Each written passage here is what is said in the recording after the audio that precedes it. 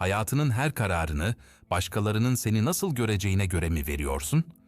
Peki ya sana dünyanın en güçlü adamının bile bu görünmez hapishaneden kurtulamadığını söylesem?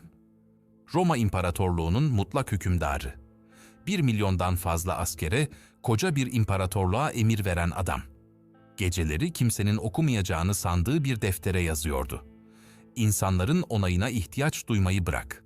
Bu videonun sonunda Marcus Aurelius'un 2000 yıl önce keşfettiği o basit ama sarsıcı zihinsel tekniği öğrenmiş olacaksın. Başkalarının seni onaylamasına ihtiyaç duymadan yaşama gücünü. Kendi hayatının imparatoru olmayı öğreneceksin. Ama önce seni biraz rahatsız edecek bir soru sormam gerekiyor. Marcus Aurelius, milattan sonra 161'den 180'e kadar Roma'yı yönetti. Tarihin gördüğü en güçlü tahtlardan birine oturdu. İstediği herkesi cezalandırabilir, istediği herkesi ödüllendirebilirdi. Ama bu adam her gün defalarca kendine aynı şeyi hatırlatıyordu. Başkalarının senin hakkında ne düşündüğüne bu kadar değer verme. Neden mutlak güce sahip biri buna ihtiyaç duysun ki? İşte tam burada işin can alıcı noktası başlıyor. Güç, onay ihtiyacını ortadan kaldırmıyor. Aksine bazen onu daha da büyütüyor. Çünkü kaybedecek çok daha fazla şeyin varmış gibi hissediyorsun. Marcus Aurelius'un yazdığı Düşünceler adlı eser aslında yayınlanmak için yazılmamıştı. Kimseye gösterilmesi planlanmamış, tamamen kişisel bir iç konuşmaydı.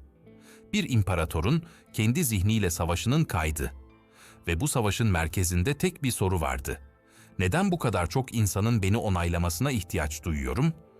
Bu soru, bugün senin de zihninde dönüp duran bir soru olabilir. Çünkü modern hayatta da durum farklı değil. Bil ki tahtın yok ama telefonun var. Bil ki lejyonların yok ama takipçilerin var. Ve o onay ihtiyacı aynı hapishaneyi inşa ediyor. Şimdi sana çarpıcı bir gerçek söyleyeceğim. Stoacı filozoflara göre başkalarının onayına ihtiyaç duymak, kölelikten farksız bir durum. Neden mi? Hemen açıklıyorum. Stoa felsefesinin temelinde kontrol ikilemi denen bir fikir var. Hayattaki her şey iki kategoriye ayrılır. Senin kontrolünde olanlar ve senin kontrolünde olmayanlar. Kendi düşüncelerin, kararların, tepkilerin, değerlerin, bunlar senin kontrolünde. Ama başkalarının senin hakkında ne düşündüğü, seni nasıl yargıladığı, bu asla senin kontrolünde değil. Marcus Aurelius'a göre, kontrolümüz olmayan bir şeye mutluluğumuzu bağladığımızda, kendi elimizle bir hapishane inşa ederiz. Duvarları görünmez ama kilidi gerçek. Düşün bir an, bir odaya girdiğinde, herkesin seni beğenmesini istiyorsun. Bir mesaj attığında, karşındakinin nasıl tepki vereceğini önceden hesaplıyorsun. Bu, özgür bir zihin mi, yoksa gardiyanı sen olan bir hücre mi? Marcus Aurelius bu durumu şöyle özetliyordu. Başkalarının fikrine göre yaşayan biri, kendi hayatının sahibi değildir. O hayatın kiracısıdır. Ve kira her gün ödenir, özgürlüğünle. Bu fikir kulağa acımasız gelebilir. Ama aslında derin bir şefkat içeriyor. Çünkü seni suçlamıyor. Sadece gösteriyor. Bu hapishaneyi sen kurmadın, toplum senin için kurdu.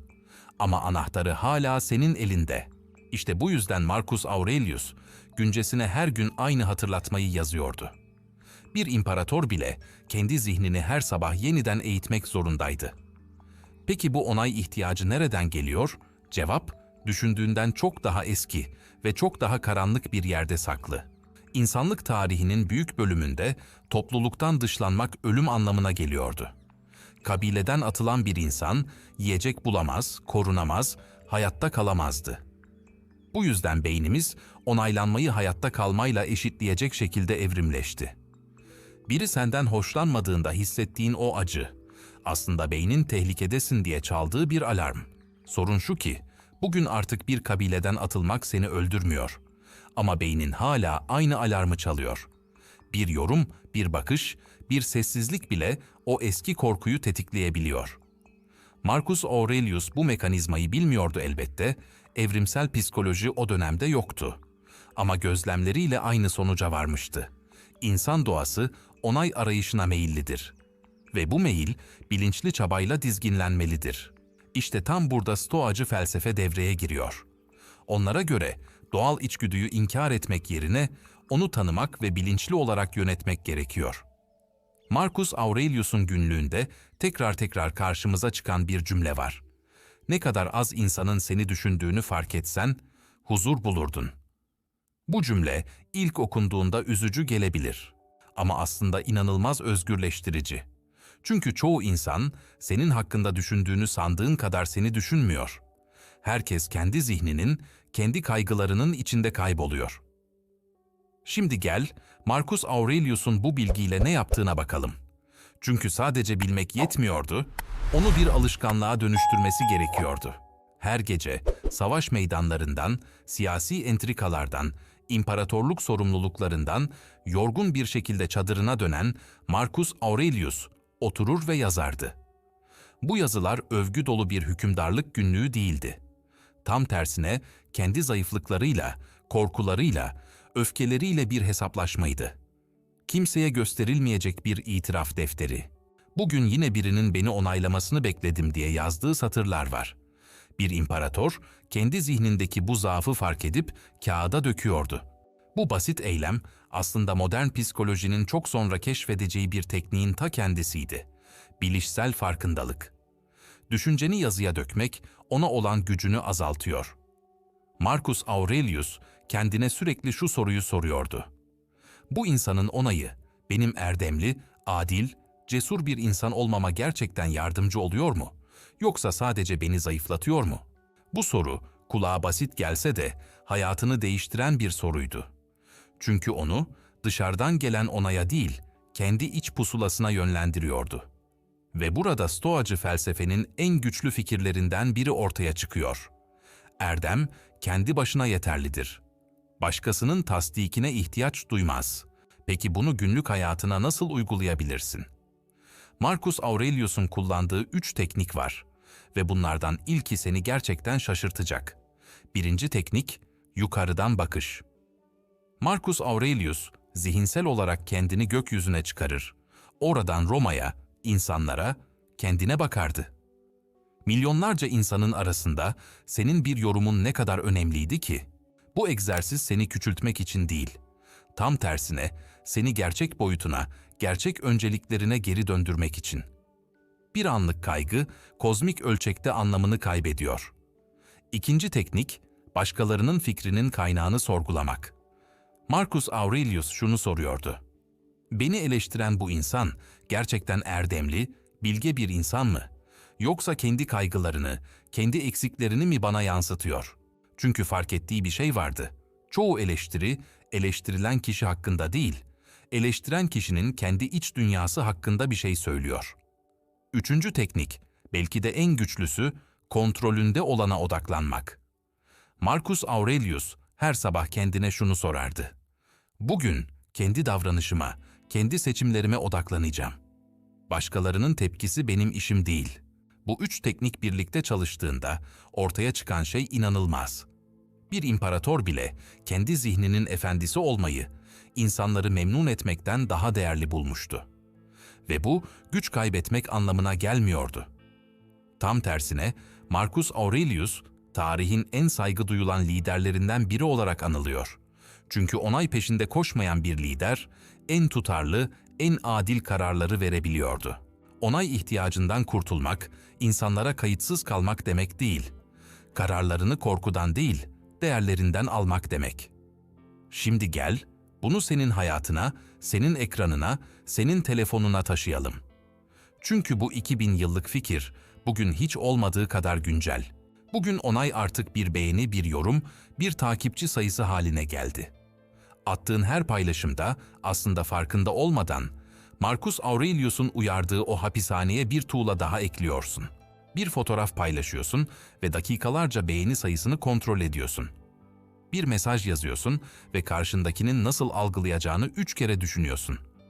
Bu, Marcus Aurelius'un tam olarak tarif ettiği kısır döngü. Araştırmalar gösteriyor ki, sosyal medya kullanımı arttıkça, insanların kendi değerlerini başkalarının onayına bağlama eğilimi de artıyor. Yani bu hapishane, bugün duvarları çok daha yüksek. Ama iyi haber şu, Marcus Aurelius'un tekniği hala işe yarıyor. Çünkü değişen teknoloji değil, İnsan zihni. Aynı zihin, aynı korkular, aynı çözüm. Bir sonraki sefer, bir paylaşımın altındaki yorumları kontrol etmek için telefonuna uzandığında kendine şunu sor. Bu insanların onayı benim gerçekten kim olduğumu değiştiriyor mu? Marcus Aurelius'un cevabı netti. Hayır. Senin karakterin, senin değerlerin, senin erdemin. Bunlar dışarıdan gelen alkışlarla büyümez, içeriden gelen tutarlılıkla büyür. Bu farkındalık bir gecede değişmiyor. Ama her gün Marcus Aurelius gibi kendi zihnini gözlemleyerek, yazarak, sorgulayarak yavaş yavaş o hapishaneden çıkabilirsin. Ama bir şey daha var. Marcus Aurelius'un kullandığı, belki de en radikal teknik henüz açıklamadım. Ve bu teknik eleştiriyi bile gücüne dönüştürüyor. Buna olumsuzu önceden düşünme deniyor. Marcus Aurelius, güne başlamadan önce zihninde canlandırırdı. Bugün biri bana kızacak, biri beni eleştirecek, biri beni onaylamayacak. Bu kötümserlik değildi. Tam tersine bir zihinsel aşıydı. Çünkü beklenmedik bir eleştiri seni sarsar ama önceden hazırlandığın bir eleştiri seni güçlendirir. Bugün karşılaşacağım insanların bazıları nankör, bazıları kaba, bazıları beni anlamayacak diye yazıyordu Marcus Aurelius. Ama bu benim öfkelenmemi ya da onaylarını aramamı gerektirmez. Bu teknik sayesinde gelen eleştiri artık bir saldırı değil, beklenen bir hava durumu gibi oluyordu. Yağmur yağdığında şaşırmazsın, sadece şemsiyeni açarsın.